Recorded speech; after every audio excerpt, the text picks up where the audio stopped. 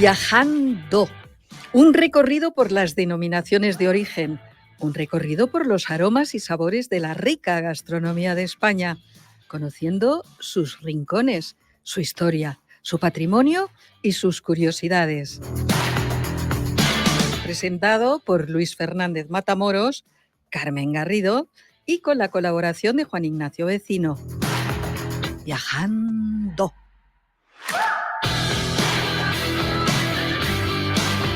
Muy buenas tardes, queridos oyentes. Qué alegría poder estar aquí con ustedes de nuevo después de haber pasado estas vacaciones de Semana Santa y esperando y deseando que ya hayan dejado el jet lag fuera del sitio y ya estén predispuestos para, como nosotros, a pasar unos ratos divertidos y amenos. Tenemos, como siempre, aquí a Carmen Garrido. Buenas tardes. Hola, hola, ¿cómo estáis?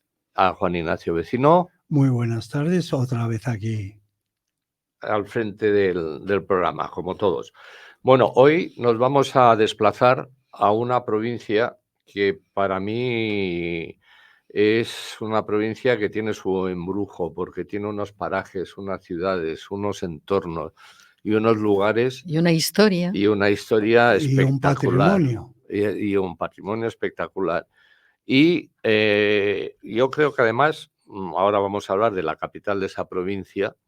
Yo creo que ella en sí solo es un parque temático, que no ha sido artificial, no, es un parque temático auténtico, natural. Y estamos hablando de Cáceres y la provincia de Cáceres. Como siempre, empezamos situando a nuestros oyentes sobre Cáceres, donde está situada, que está en el centro de la Comunidad Autónoma de Extremadura. Es la capital de la provincia homónima y alberga la sede del Tribunal Superior de Justicia de Extremadura. El término municipal de Cáceres tiene una superficie de 1.750,23 kilómetros cuadrados, siendo el más extenso de España y donde se ubican tanto la ciudad de Cáceres como 3 pedanías: Estación Arroyo Malpartida, Rincón de Ballesteros y Valdesalor. Como hemos dicho al principio, existen además numerosos lugares habitados diseminados por el municipio, incluyendo castillos, cortijos, todos con varios siglos de historia. Con todo ronda una población de 96.000 habitantes, de los cuales la mayoría viven en la propia ciudad, siendo el segundo núcleo más poblado de Extremadura después de Badajoz. Tiene una población flotante de más de 30.000 personas y es debido al campus de la Universidad de Cáceres que tiene y un centro de enseñanza del Ejército de Tierra. La ciudad tiene un principal resto prehistórico en la cueva de Maltravieso, cuyo arte rupestre es posiblemente de origen neandertal. La actual localidad tiene su origen en la colonia romana Norva Cesarina, fundada en el año 34 a.C. durante el segundo triunvirato, que durante varios siglos fue una de las ciudades más importantes de Lusitania al estar en la Vía de la Plata. Pues tras quedar abandonada, el asentamiento durante el periodo de las grandes migraciones se recuperó como un his, que es un castillo andalusí, podríamos decir, durante el periodo andalusí. Cuando fue definitivamente reconquistada por Alfonso IX de León el 23 de abril de 1229, se le otorgaron unos fueros que la definieron como una villa de realengo, quedando en los siglos siguientes dirigida por una mesocracia de caballeros agrícolas que favoreció la construcción de numerosos palacios y casas nobles que todavía se conservan en ese parque temático o casco antiguo que estábamos diciendo. Hasta el siglo XVIII fue una villa rural. Cuando hubo la crisis de la transhumancia, llevó a sentarse a una pequeña burguesía de ganaderos y comerciantes, procedente principalmente de cameros de Cataluña. A ellos se añadieron funcionarios al establecerse aquí la Real Audiencia de Extremadura y la capitalidad de la provincia de Cáceres en 1822. En 1882, Alfonso XII dio a Cáceres el título de ciudad. La ciudad es un importante centro de turismo que se concentra en la ciudad vieja de Cáceres. Es uno de los conjuntos urbanos de la Edad Media y Renacimiento más completos del mundo, declarada Patrimonio de la Humanidad por la UNESCO en 1986. Y en cuanto a la toponimia, no se ha alcanzado consenso entre los historiadores respecto a la etimología de Cáceres, considerando unos su procedencia romana y otros un origen árabe. Entre filólogos sí existe consenso en que se trata de una voz latina deformada por el árabe, hasta finalmente adaptarse a la definitiva denominación cristiana, porque es lo que ha pasado con la práctica totalidad de los topónimos de origen antiguo, al menos en la mitad sur de la península ibérica. En cuanto a su posible origen romano, se conocen dos nombres latinos que pudieron derivar al actual Cáceres. Uno de ellos procedería de la colonia Norba cesarina, fundada en 34 a.C., Norba en honor a la ciudad natal de Cayo Norbano Flaco, general romano, fundador de la villa, y cesarina en memoria de Julio César. El otro nombre es Castra Cecilia, otorgado por el cónsul Quinto Cecilio Metelo Pío a uno de los campamentos militares de las cercanías de la colonia. Con cualquiera de estos topónimos basados en castra, campamento, su ablativo castris, que significa en el campamento, habría suministrado la forma originaria del actual Cáceres. Respecto a cuál de ellos es su verdadero origen, se han producido debates entre los historiadores, ya que hasta el siglo XIX se pensaba erróneamente que Norba cesarina era Alcántara, mientras se creía que el recinto amurallado de Cáceres era Castra Cecilia. Debido a la oscuridad documental del periodo visigodo, no está claro en qué nombre se conocía el lugar, con qué nombre se conocía el lugar cuando los musulmanes llegaron aquí, pues existen documentos de los siglos III y IV que apuntan a que el nombre de la zona habría sido acortado en la forma coloquial castris. Tras una última mención del itinerario de Rávena, que fija el uso de castris en el siglo IV, las siguientes menciones de la localidad reaparecen en textos musulmanes. Un geógrafo, Bagdadí ibn Haukal, ubicó en este lugar una localidad llamada Ibn Asras. Siglo y medio más tarde, el ceutí al-Adrisi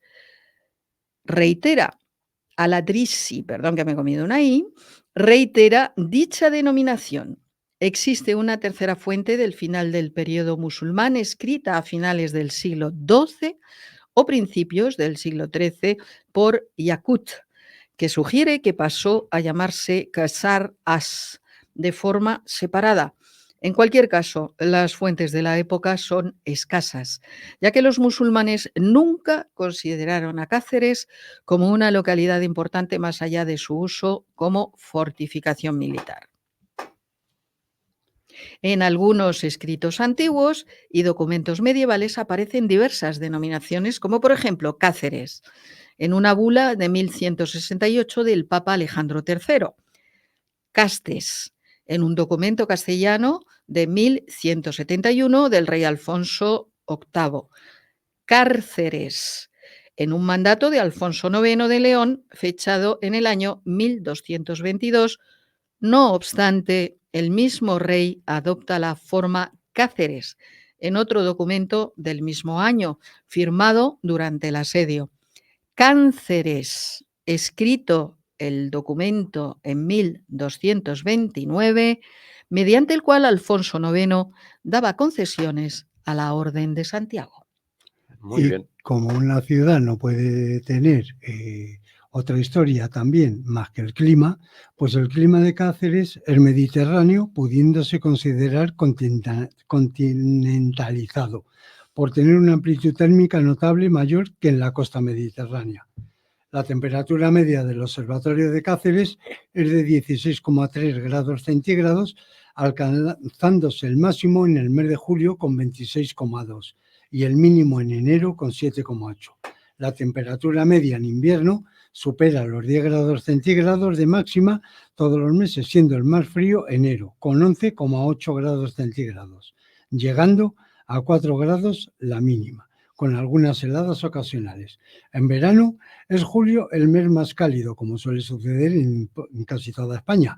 Cálido donde las temperaturas medias es de 33 grados centígrados de máxima y 18,7 de mínima, con máximas que superan en ocasiones los 40 grados. La media anual de precipitaciones es de 52,3 milímetros, alcanzándose el máximo en el mes de diciembre y el mínimo en julio.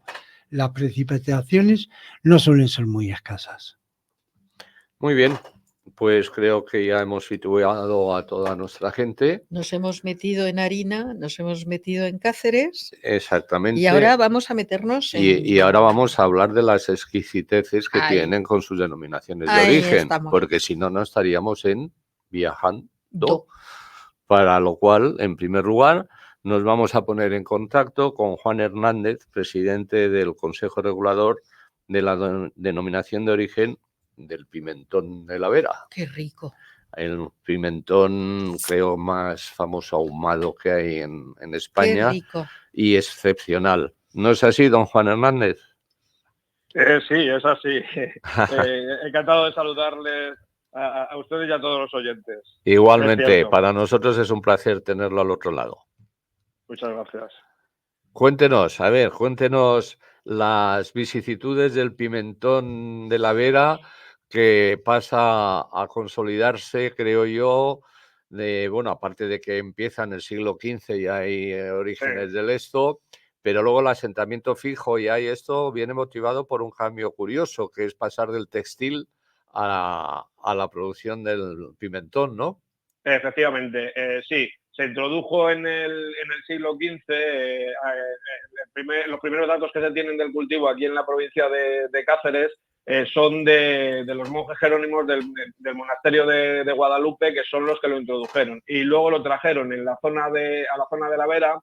Y bueno, pues durante bastante tiempo pues fue un cultivo pues digamos pequeño, un cultivo familiar, un cultivo muy local, y despegó pues cuando realmente los cultivos textiles que había aquí en la zona decayeron, y entonces el cultivo del pimentón pues alcanzó un auge mayor, y ya se empezó a industrializar, se empezó a realizar la molienda en molinos más industriales, no tan artesanal, porque hasta entonces lo que se hacía era que el pimentón, que voy a explicar, seguramente que todos los oyentes lo saben, pero voy a explicar un poco lo que es el pimentón. El pimentón sí, siempre va bien, sí, Juan, ampliar, porque... No todo el mundo lo sabe y siempre es interesante. Y quien no lo sabe, pues así aprende, y el que lo sabe lo afianza, ¿no? Eso es, exactamente.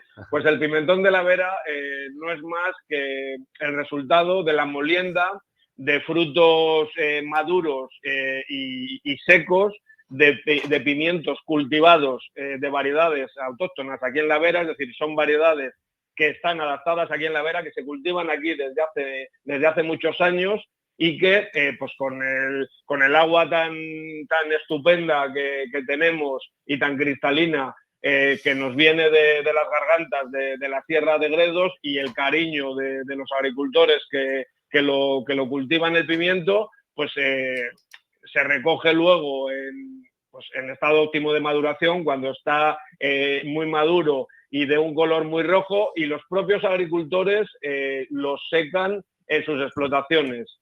Habéis comentado antes que es un pimentón ahumado, el más famoso de España.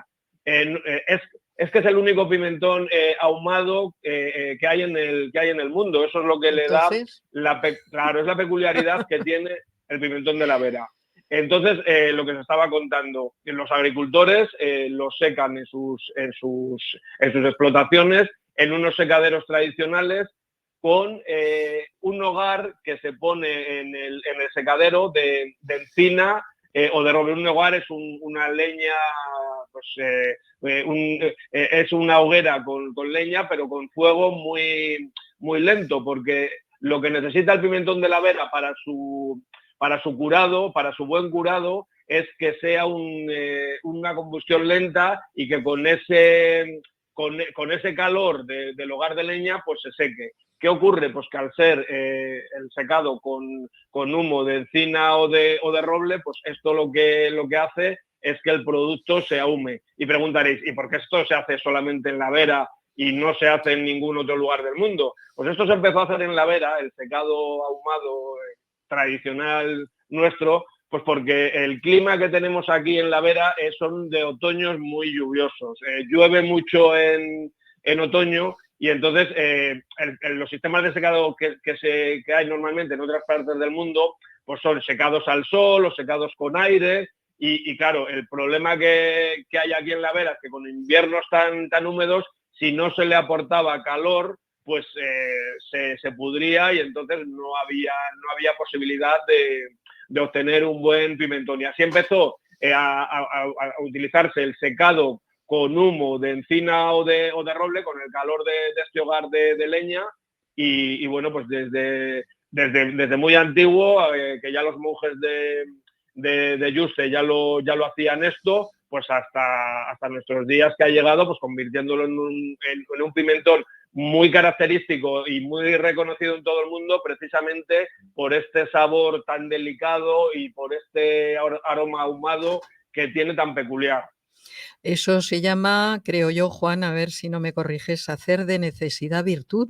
Exactamente, eso es. Una cosa, el pimiento se cultivaba desde muy antiguo por los indios americanos y Cristóbal Colón encontró en su primer viaje, encontró los pimientos y los trajo a España en 1493. ¿Estoy en lo cierto? Sí, a ver, los datos históricos hablan de que en el tercer viaje de Cristóbal Colón fue cuando lo trajo a España. En cualquier caso, lo realmente importante es que cuando se descubrió el Nuevo Mundo, cuando se reencontraron la antigua Europa con el Nuevo Mundo, pues se trajeron muchos productos y uno de los productos que se trajo afortunadamente para todos nosotros que podemos disfrutar pues, lógicamente de muchísimos productos, ¿no? Las patatas, el pimiento, tomates, es decir, un montón de productos que se trajeron de América y en esos viajes pues se trajo también el pimiento, que como bien has dicho, pues aquí en la zona de la Vera, claro, tú cuando cultivas en grandes cantidades, pues piensas, ¿cómo puedo conservar esto? Pues lógicamente, como la manera de conservarlo es seco. Y veo que si lo muelo, obtengo un producto que lo puedo utilizar para condimentar comidas, o para añadir a los embutidos que hacemos, pues dando un resultado muy, muy bueno. Y entonces, pues eso ha sido la consecuencia de que tenemos mucho que agradecer, entre otras muchas cosas, el que se trajera el pimiento del Nuevo Mundo. Juan, has comentado que sois los únicos en el mundo que tenéis este tipo de pimentón.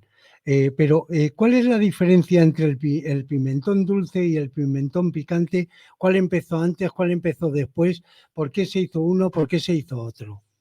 Bueno, pues lo voy a contar lo voy a contar a vosotros y a todos los oyentes porque puede parecer, bueno, pues esto serán aquí distintas mezclas que hacen o en los fabricantes de pimentón de la Vera, pues no es así. ¿Esto en qué consiste? Nosotros aquí en la Vera tenemos 3 variedades de pimiento. Tenemos unas variedades de pimiento que nosotros tienen su nombre, se llaman jaranda, y esa variedad jaranda son pimientos largos, son pimientos con un color muy intenso, con un sabor muy, muy pronunciado, y con esos hacemos lo que nosotros llamamos o denominamos pimentón agridulce, que es el típico de aquí de la Vera. Y entonces ese pimentón agridulce pues no pica, simplemente que tiene un sabor muy intenso y un color muy pronunciado. Luego está otra variedad de pimiento que en vez de ser largos como la variedad jaranda, son unas variedades redondas, lo que en otros sitios llaman ñoras o bolas, y entonces con esta variedad se elabora un pimentón que es de un sabor más delicado, más suave, un color menos intenso, pero también muy, muy bueno. Y con esto se hace el pimentón dulce. Es decir, nosotros, ya os he dicho, tenemos el pimentón agridulce, hecho con las variedades de pimentón largas, la variedad bola con la cual se hace el pimentón dulce, y el picante pues es otra variedad también distinta que se llama Jeromín, y es una variedad también larga, pero que pica. Bueno, esta es la diferencia. No hacemos ningún tipo de mezcla de ninguna clase, pues por ejemplo, para elaborar el picante, y los 3 tipos de variedades son exclusivamente porque tenemos 3 tipos de variedades de pimiento para poder elaborar los 3 tipos de pimentones. Y que a mí me chiflan todas. O sea, son todas muy buenas, efectivamente. Es algo espectacular. Pues muchas gracias, don Juan. Ha sido muy ilustrativo, muy ameno, y hay que ver lo que son las cosas, ¿eh? Un producto que trae Cristóbal Colón pensando como sustituto de la pimienta y que se convierte en un pimentón conocido en todo el mundo, ¿no? Efectivamente. Sí, es un producto con mucho prestigio, pues bueno, evidentemente por el gran valor que le da la denominación de origen. Esto ha sido un impulso muy, muy grande para el pimentón de la Vera, y ahora mismo pues es un producto muy conocido y muy apreciado en todo el mundo. Ya te digo, esto es una labor tanto de los agricultores que cultivan el pimiento con mucho cariño, lo secan también, como de las industrias que lo muelen y lo comercializan pues por todo el mundo prácticamente.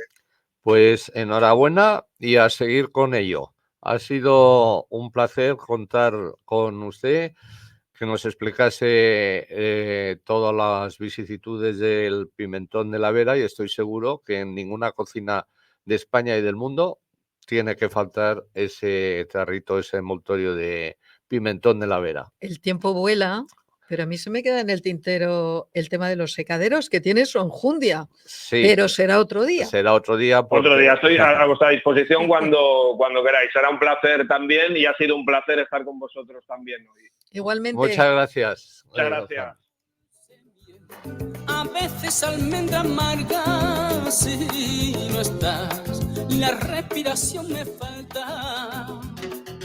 Eres tú la que me roba la calma antes de que a mi vida tú llegaras. Quiero ser camino por donde vaya, uno así en el desierto. Para ti quisiera ser yo, donde tú siempre acudieras a apagar la sed de tu amor. Uno así en el desierto, para ti quisiera ser yo, donde tú siempre acudieras a apagar la sed de tu amor.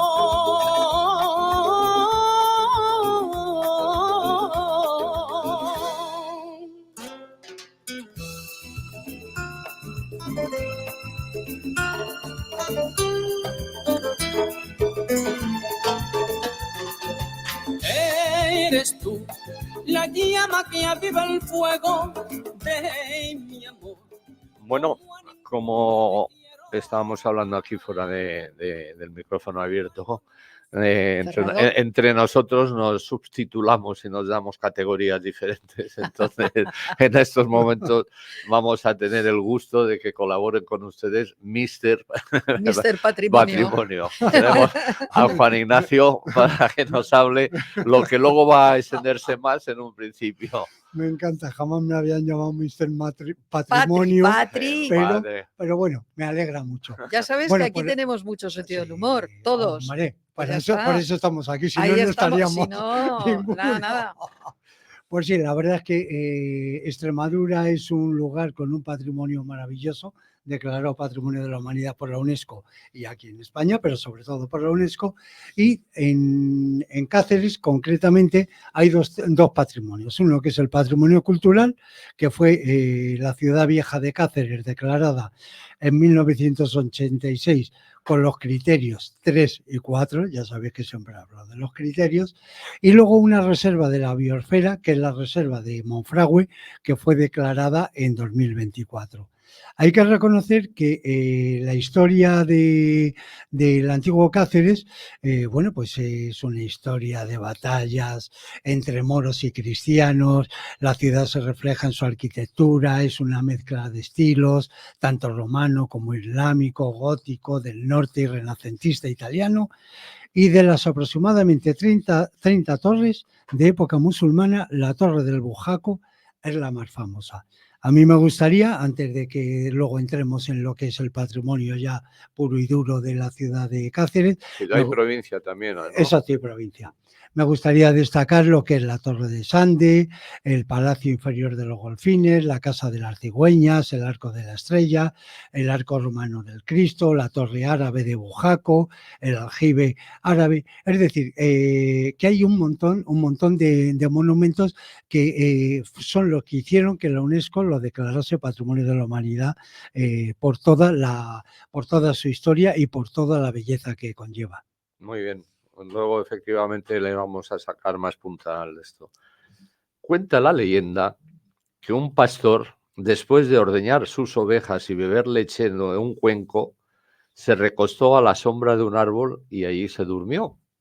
Cuando despertó, descubrió que algunas flores habían caído en su interior y que donde un tiempo antes había reposado la leche, ahora encontró que ésta había cuajado. Conocedor de que con un poco de tiempo devendría en queso, lo dejó madurar un par de meses. No se equivocó, pero descubrió que de forma inusual el queso se había aplanado y el interior estaba cremoso. Lo probó y le pareció exquisito. ¿Y a quién no? Sí, y aquí apareció la torta del casar. Claro. Y dentro de la torta del casar, según la leyenda, eso es lo que nos cuenta, pero nos lo va a ratificar don Javier Muñoz, que es el gerente de la denominación Origen Torta del Casar. Muy buenas tardes, don Javier. Hola, muy buenas, muy buenas. Pues sí, te lo puedo confirmar. Eso dice la leyenda. Ayer lo estaba hablando con otro compañero de otra denominación de origen. Dice, ¿quién fue?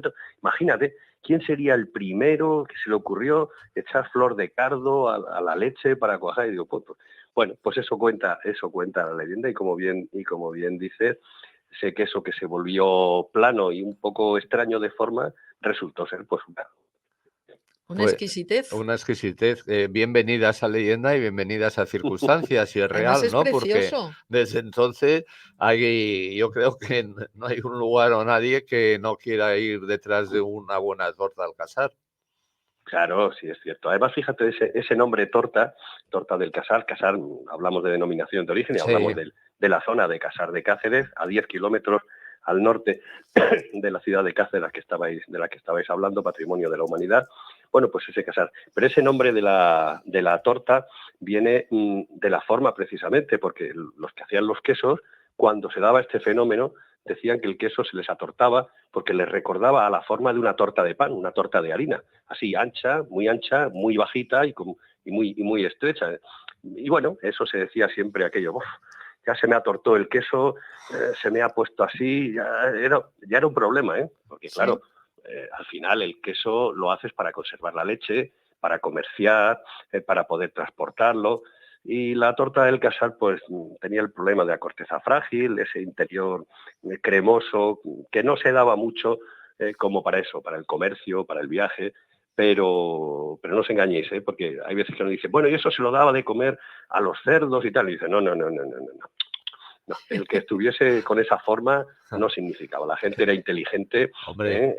y aquello es un alimento. El paladar es el paladar es el Ya te paladar, digo. ¿no?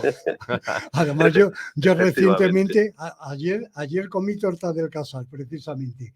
Y a mí me ¿Ves? gustaría, Sí, Javier, preguntarte, la torta de Casal es famosísima en el mundo entero por sus características, pero también sé que hay unas copias, malas copias, por ahí, que no sé si os están perjudicando a vosotros. Bueno, a ver, siempre que tienes un producto cualquiera, cualquier producto que es señero, que destaca, que tiene ese nombre, respaldado por detrás, pues una calidad, el trabajo de ganaderos, de quesero, es decir, mucho, pues siempre salen copias. Eso es así. Nosotros dentro de las copias o dentro de los que hacen queso, hay gente que hace quesos de pasta blanda muy buenos, pero muy buenos. O sea, hay grandes quesos de pasta blanda, La Serena, denominación de origen queso de la Serena, la zona de los Arribes del Duero, que también hacen queso nuestro, Serpa, Serra de Estrella, el aceitado, son quesos de pasta blanda que están extraordinarios, leche cruda, cuajo vegetal, que se diferencian de los nuestros porque evidentemente se hacen en otras zonas y esas zonas geográficas marcan el carácter del queso. Claro, lo que nos hacen daño son esos otros que pues utilizan leche pasteurizada o coagulantes ya sintéticos, coagulantes no químicos en el sentido que sean malos, sino bueno, estandarizados completamente, que le añaden ya otras cosas, pero que se empeñan en llamarlo torta y torta, esto es torta como la torta, parecido a la torta, esto es similar.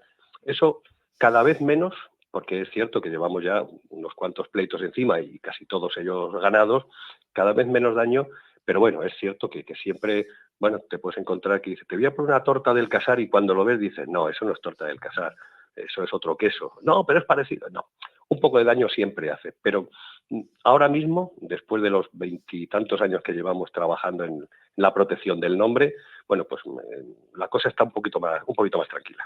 Vamos a ver, Javier. Ahora vamos a ponernos y a echar la imaginación a volar. Estamos sentados con amigos, tenemos una maravillosa torta del Casar y la abrimos, ahora nos explicas cómo, y ahí es maravilloso porque ahí vas cogiendo con los amigos, compartiendo. Cuéntanos un poquito esa estupenda liturgia que además adorna a esa torta tan exquisitas. Cómo empezar Claro, y cómo torta. seguirla, ¿eh? Seguirla tiene... yo ya te digo que seguramente ya no... Ya, bueno, pero déjale que nos lo cuente Javier, venga. No, por supuesto.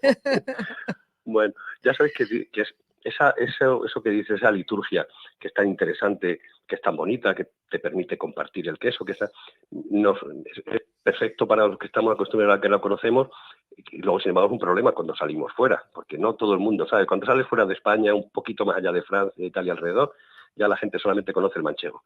Y entonces solo sabe cortar manchego y no sabe cortar de otra forma.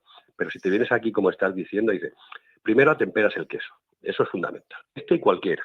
Porque eso es sacar el queso de la nevera y ponerlo en la mesa, no. Hay que llevarlo a su temperatura, 22, en torno a eso, 20, 22, 23 grados. Que coja cremosidad, que los aromas salgan, que los sabores, que pueden ser fundentes realmente cuando metes en boca, pero ya de por sí. Abrirlo, como has dicho, metes un cuchillo, pinchas un poquito inclinado, que no sea muy profundo, que sea más bien más paralela a la tapa, vas girando el queso y vas moviendo el cuchillo, levantas la tapa y, como dices, descubres esa parte cremosa. Y lo divertido es, bueno, pues una cuchara, una paleta de untar, metes y sobre todo nosotros decimos que a nosotros como más nos gusta es con un buen pan de leña, que es como disfrutas realmente del queso. Lo puedes utilizar en más cosas, pero lo mejor así, el pan de leña con esa miga blandita, con esa corteza crujiente que te lo mete en boca y dices, y eso, y si lo haces con tu grupo, con tu familia, con tus amigos, es un queso muy de compartir, muy de fiesta, muy de celebración. Momento de felicidad. Momento de felicidad, completamente. ¿Verdad? Porque la felicidad son momentos, ¿eh? El ponerte eso, pones un buen jamón de esa de Extremadura, un buen vino Ribera del Guadiana y tu grupo de amigos, tu familia, tu gente, y a disfrutarlo completamente, como dices. En realidad, una vez que se ha temperado, hemos abierto y tenemos todo esto, no deja de ser una forma de fondue, ¿no? Sí, pero sin calentarlo. No, eso sí, lo decimos ahí arriba, abajo, al medio, todo el tiempo. No metáis los quesos en el microondas, no metáis la torta, por favor, no la metáis en el microondas. que así lo que haces es fundir el queso. Y el queso fundido lo estropeas porque separas la fase grasa, la fase aceite, y te queda pues una pasta blanda, caliente. No, el queso tienes que atemperarlo. Es como el vino también tienes que atemperarlo, tienes que, si es vino blanco, si es vino tinto, si es más viejo, si es un jerez, pues todos tienes que llevarlos a su temperatura para que estén en su momento. Y el queso, pues le pasa lo mismo, hay que atemperarlo. Sí, Pero Javier, como bien dices, resulta así cremoso para untar y que cae así fundente, lo ves como escurre el queso. Es una delicia, pero la fondue es otra cosa. Totalmente, pero estoy ya dicho que se puede asemejar el entorno, la fondue, te reúnes alrededor de la O sea, tú esto dices y el aquí te momento reúnes, exacto, queso, bueno, claro, vale, porque Oye, desde y luego aquí te reúnes alrededor de la torta al ya, casar. La única pero diferencia es que uno es fundido y caliente y el y el otro otro es es una torta divina. exacto. Ya está. Ojalá, vamos, estoy seguro que si lo tuviesen los franceses estaríamos aquí aguantando siglos y siglos que la torta maravillosa de ellos. Oye, Javier, y la producción que tenéis de la torta del Casar, ¿cuál es? ¿Y cuáles son vuestros mayores, dónde encontráis vuestro mayor clientela? ¿Dónde tenéis distribución? Nuestra mayor clientela es España. El 98%, 97% de la producción se vende en España. Los territorios que más lo conocen, Madrid, Comunidad de Madrid, Extremadura, por supuesto, que es el primer así, entre Madrid y Extremadura, primer mercado. La costa mediterránea, Barcelona, Valencia. Te encuentras que hay muy buena distribución, concreta así, en puntos donde hay mucha población y mucha población con un cierto alto poder adquisitivo. Bueno, hay que tener en cuenta que la torta del Casar per se no es un queso de batalla, es un queso, bueno, pues que tiene un precio y que hay que pagarlo. Entonces, donde hay mayor población, pues es donde te encuentras. O en Extremadura, que no somos muchos, pues nosotros somos 1 millón de habitantes entre todos los que nos juntamos, entre Cáceres y Badajoz, pero es un queso muy arraigado y es un queso pues que sí se utiliza mucho.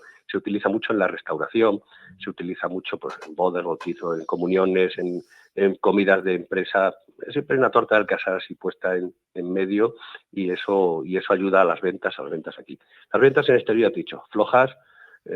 Cuesta poner a la gente en conocer el queso, en cómo se abre, en cómo se trabaja, y entonces los queseros, que además pues son queseros pequeños, son queseros relativamente pequeños, pues bueno, prefieren invertir más y hacer más esfuerzos en seguir ampliando el mercado nacional que el mercado exterior.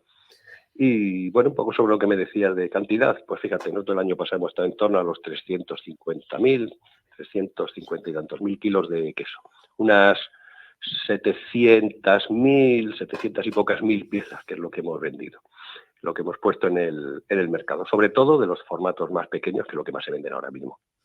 Javier, ¿qué momento, qué época es la mejor para tener delante una torta del Casar espectacular? Pues nosotros es que como ya llevamos acostumbrados a tenerlo durante todo el año prácticamente, pues ya casi no distinguimos unos de otros. Hombre, si tienes una primavera como la que hemos tenido este año, que a ver si se nos va un poquito, aquí en nuestra zona, a ver si a toda la zona de Barcelona, Cataluña, Valencia, Andalucía le sigue cayendo agua y pueden mejorar todavía las previsiones, pero nosotros aquí en Extremadura y la zona que estamos nosotros en Casar de Cáceres, que hace alrededor, hemos tenido todo el agua que queremos y algo más de la que necesitamos. Entonces tenemos una primavera escandalosa. Todo lo que no tuvimos el año pasado lo tenemos. Bueno, pues estos animales alimentándose en este momento, aprovechando todos estos recursos, bueno, pues genera una leche magnífica. Marzo, abril, mayo, hasta junio, que tenemos buena.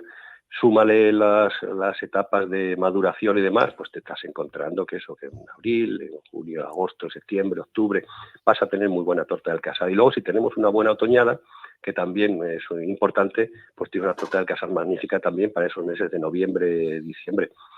Ahora mismo ya hay producción prácticamente de queso durante todo el año, porque ahí tenemos a unos ganaderos muy profesionales que saben manejar la alimentación en semiextensividad que llevamos, porque no somos extensivos puros. Los animales que están en ordeño tienen requerimientos energéticos y requerimientos alimenticios que no se pueden mantener sencillamente teniendo las ovejas todo el año en el campo a lo que encuentren.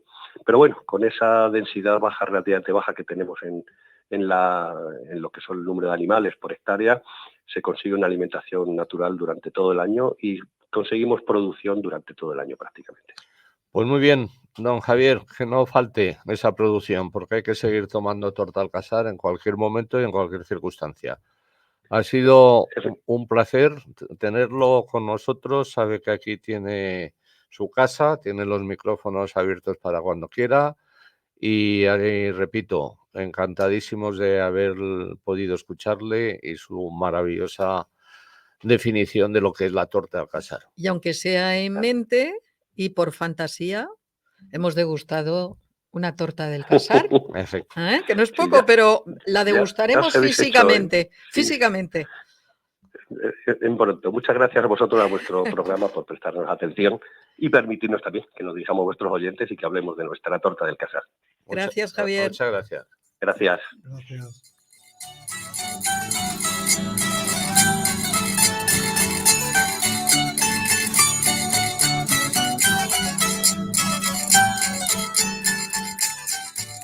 Bonitas son las cacereñas, qué buen vino bajaba al despeñar. Mis paisanos pierden el sentido y a la media vuelta un beso les pido. Yo no sé qué tiene madre, Extremadura alta y baja, que todas las extremeñas cantan y bailan con gracia. Qué bonitas son las cacereñas, qué buen vino bajaban de despeñar. Mis paisanos pierden el sentido y a la media vuelta un beso les pido. Bueno, pues yo creo que mejor ahora que endulzarnos un poquito. Hemos empezado con pimentón, una torta al casar es inigualable. Y ahora una fruta bellísima. Y ahora nos vamos a un valle que es una maravilla. Sobre todo a veces la gente le confunde muchas veces que está nevado y no está nevado. Es que está la flor en flor, en nunca su apogeo. Mejor dicho. Obviamente yo creo que la gente ya sabe que nos estamos refiriendo al Valle del Jerte y a su famosa cereza y picota. Y como no, tenemos a José Antonio Tierno, que es presidente de la denominación de origen Cereza del Jerte, para que nos hable una vez más de lo que conlleva toda esa romería en los meses de la flor del cerezo y luego el consumo de esa deliciosa fruta. Muy buenas tardes, don José Antonio. Hola, buenas tardes. Encantado de tenerle con nosotros. A ver, véndanos como si no hubiésemos sabido nunca que es una cereza ni una picota del Jerte. Pues bueno, hombre, que es una cereza, pues yo creo que la cereza al final es el primer fruto, ¿no? De la primavera, ¿no? La primera fruta que llega de la primavera, igual que el cerezo, pues es el primer árbol que despierta, ¿no? de la primavera. Pues ve, ya empezamos bien, porque yo eso no lo sabía. Pues sí, el primer fruto en condiciones normales. Hoy en día ya sabemos que en el supermercado podemos encontrarnos pues con la globalización fruta que viene y va, pero autóctona del lugar, en este caso de España, pues es la primera fruta que el consumidor se encuentra. José Antonio, perdón, sí, siga, que le he cortado. No, por eso que la gente está deseando que lleguen las cerezas, ¿no? Claro. Y consumir cerezas. A ver, la cereza tiene los rabitos y la picota no tiene rabitos. La cereza era la que yo me ponía de pendientes. Sí. Cuando era jovencita, y por qué no ahora, pero bueno, de momento ahora no me da tanto. Son tan bonitas, pero esa es la distinción, ¿no? La picota no tiene rabito, la cereza tiene rabito. La del Jerte, ¿qué es? ¿Picota o cereza? A ver, aquí tenemos cerezas y tenemos picotas. Es decir, la picota es una cereza, lo que pasa que sí que es verdad que es una variedad, o son unas variedades de cerezas específicas, que tienen la particularidad de que cuando a medida que van madurando, por un proceso fisiológico, hay un ácido que se retira de la unión entre lo que es la cereza y el pedúnculo, y cuando está suficientemente madura, madura para la recolección, pues tiende a desprender el rabo de la fruta. Y por eso los agricultores la recolectamos sin rabo, porque si tratáramos esas variedades, si tratáramos de recolectarlas con pedúnculo, con rabo, pues muchas de ellas se desprenderían solas, al cogerlas se desprenden, por esa particularidad. Pero no y también tenemos alguna variedad en la denominación de origen y tenemos variedades que se recolectan con pedúnculo, con rabo, ¿vale? Entonces, no es que sean dos productos diferentes. La picota es una cereza, lo que pasa que es una cereza especial o específica en este sentido, ¿no? De que se recolecta sin rabo, sin pedúnculo. Y luego, José Antonio, hay varias cuestiones. Una es la calidad tanto de la cereza como de la picota, luego la producción y luego hay un tema muy importante que es el de la competencia. ¿Quién son sus mayores competidores? ¿Dónde se encuentran? ¿Y qué diferencia hay entre lo que ofrecen otros productores y lo que ofrecéis vosotros? Bueno, pues aquí evidentemente hay que lo de los competidores hay que irlo viendo, podemos ir ampliando la mirada, ¿no? Si hablamos de Extremadura o del Valle del Jerte, pues lo que se puede encontrar es una competencia un poco desleal de algunas variedades de que hay productores que esperan a que estén suficientemente maduras o que estén muy maduras y de forma no natural sino forzada cogen variedades sin rabo, ¿no? Y el consumidor a veces pues se encuentra en el mercado que se encuentra cereza, cualquier variedad desrabada y confunde con picota, ¿no? Ese es a nivel comarcal y a nivel regional, ¿no? Que es la primera competencia un poco desleal que nosotros nos encontramos, porque al final el consumidor asocia picota con cereza sin rabo y asocia picota y cereza del Jerte, pues bueno, lo tienen, sobre todo el consumidor nacional en España, pues lo tiene bastante asociado, ¿no? Entonces, esa es una competencia que tenemos aquí a nivel comarcal. Evidentemente, a nivel nacional, pues hay otras zonas productoras, por ejemplo, en este caso Aragón, que está creciendo bastante, o tiene un crecimiento bastante importante de plantaciones de cerezo, y evidentemente luego a nivel europeo pues hay una competencia muy grande por ejemplo, con Turquía. A ver, es curioso, para mí hay una curiosidad que me llama mucho la atención y se dice que para florecer necesitan acumular entre 800 y 1000 horas de frío. Correcto. Por eso el cerezo, sí, es un árbol que necesita la montaña o estar cerca de la montaña. Necesita acumular, pero además es bastante caprichoso, porque de los árboles frutales es el frutales de hueso, es de los frutales de hueso que más horas frío demanda.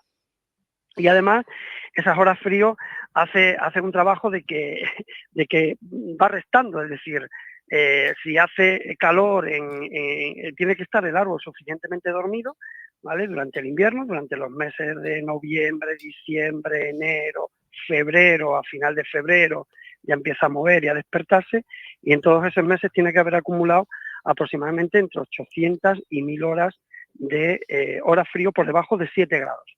Pero restándole aquellas temperaturas que están por encima de 20 grados, ¿vale? Con lo cual, actualmente llevamos unos años que cada vez le es más difícil, más complicado acumular horas fríos, porque aunque pueda haber momentos o semanas donde sí que baja la temperatura y hace frío, sí que también hay restándole, ¿no? Semanas donde las temperaturas están anormalmente altas, pues por ejemplo este año durante el mes de enero, y eso le hace que cada vez sea más difícil acumular ese frío que necesita, ¿vale? El árbol necesita dormir, necesita que la yema pase todo ese tiempo durmiendo para despertar con la fuerza que se necesita en la primavera. Para que nuestros oyentes se den cuenta o piensen un poquito. Me ha chocado porque me parece un dato importante. En la comarca tienen ustedes más de 2 millones de cerezos, ¿es así? Pues sí. Evidentemente el cerezo, pues está cualquiera que venga al Valle del Jerte, pues verá que desde toda la nacional, pero toda la ladera de la montaña, está llenado de cerezos, es decir, cultivamos cerezos desde aproximadamente 400 metros, pues hasta 1.200, 1.300 metros, que es donde lo que permite la naturaleza que pueda producir la cereza, hasta esa diferencia de altitud. Y José Antonio, ¿qué nutrientes aporta las cerezas o las picotas? Las picotas están, bueno, como cualquier fruta, ¿no? Las frutas pues aportan un montón de nutrientes saludables, pero una cosa que la gente es que aporta muchísima melatonina, ¿no? Hoy en día es un producto que incluso es recomendado para dormir, es decir, sabemos que la melatonina es fundamental para iniciar el proceso del sueño, y es lo que todo lo que nos aporta la fruta y la cereza, en este caso los frutos rojos. Pues muy bien, don José Antonio. Solamente decir una cosa, José Antonio, el año que viene contamos con usted para que nos avise en el momento de la floración, para que podamos ir a ver ese espectáculo. ¿No os parece, chicos? Por supuesto. ¿Eh? Tiene Pues, que ser. Nos emplazamos. Ya sabéis que en este caso el cerezo, y lo digo porque mucha gente a veces se frustra, ¿no? Es muy el clima o la temperatura, depende mucho de la temperatura, bueno, pues como la agricultura toda en general, y el cerezo en sí es muy caprichoso al momento de florecer o de plena floración, ¿no? Y muchas veces se anuncia o la gente está deseando y pregunta y por ejemplo, este año pues se ha adelantado con respecto al año pasado, seguramente 10 días, luego ha coincidido que como ha llovido en la Semana Santa, que era cuando iba a estar en plena floración, pues la floración ha fenecido muy pronto, ¿no? Y ha durado apenas 4 o 5 días, suele ser un proceso bastante efímero, pero bueno, lo intentamos, para eso le tenemos a usted espía ahí, para que nos vaya dando pistas sobre ello. Exacto, lo intentamos, ¿vale? Y bueno, recordar de que aunque es la más pequeña de otras cerezas, es la más grande en sabor. Y además para repostería ni te cuento. A mí me chiflan. Don José Antonio, un placer. Ha sido tenerlo, aquí nos tiene, ya ve que estamos totalmente, no nosotros, sino todos los oyentes interesados en todas nuestras denominaciones, y que pasen ustedes con nosotros viajando, es un placer. Muchas gracias. Un abrazo. Gracias a vosotros. Adiós. Gracias. Don Juan Ignacio, que se había quedado usted con algo en el tintero. Pues sí, hablábamos de la Declaración de Patrimonio de la Humanidad de Cáceres en el año 1986, que es un ejemplo destacado de una ciudad que fue gobernada entre los siglos XIV y XVI por poderosas facciones rivales, lo que se refleja en su configuración espacial dominante de las casas fortificadas y palacios. Pero como no quiero que se me escape todo sin hablar de los criterios, por lo que fue declarado por la UNESCO fue por 2 criterios. Uno, por el 3, que dice que las murallas de Cáceres son un testimonio excepcional de las fortificaciones construidas en España por los almohades, frecuentemente comparada con la Torre de Esparteros de Badajoz y con la Torre del Oro de Sevilla. Y la Torre Mochada de Cáceres forma parte del conjunto de murallas. Y luego por el criterio 4, que es un ejemplo destacado de ciudad gobernada durante los siglos XIV y XVI, como decía anteriormente, por estas familias.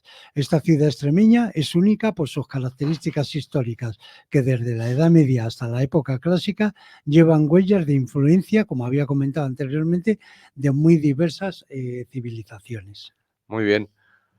Tenemos que decir a nuestros oyentes que, ojo, que, como siempre decimos, esto es la puntita nada más, porque nos ha quedado el tema de hacer un viaje maravilloso por ese triángulo entre Guadalupe, Trujillo, Cáceres, todos esos sitios maravillosos, que por eso queremos empezar siempre con la capital, pero sin olvidarnos de todos los demás parajes. Y la Reserva Natural de Monfragüe, que está declarada reserva por la UNESCO por eso también. O sea, nos dan, afortunadamente, como decimos siempre, tenemos un país tan rico y tan maravilloso en todo, que podemos hacer de cada sitio 3 o 4 programas. Y en eso estamos. A no ser que se cansen nuestros oyentes, que espero que no, vamos a seguir con ello.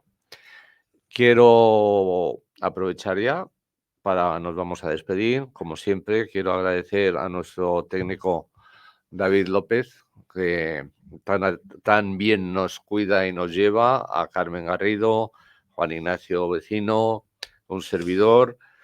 Recordarles de que en Informa Radio, los sábados a las 7 y los domingos a las 8, más en iVoox, tienen todos los podcasts, en Patrimonio Actual, nos pueden leer todo el reportaje maravilloso cada semana, y ya estamos en el canal de YouTube de Telesur, ya pueden ver nuestros vídeos que grabamos en estos programas. Queridos oyentes, un placer. No se olviden que la semana que viene tenemos que seguir viajando.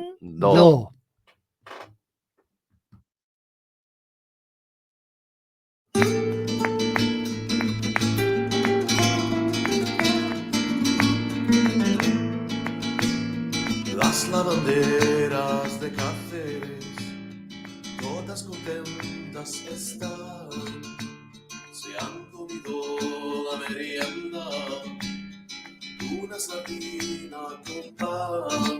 En el lavandero te he visto lavar, te he visto las vigas que eran coloradas, en el lavandero te he visto lavar.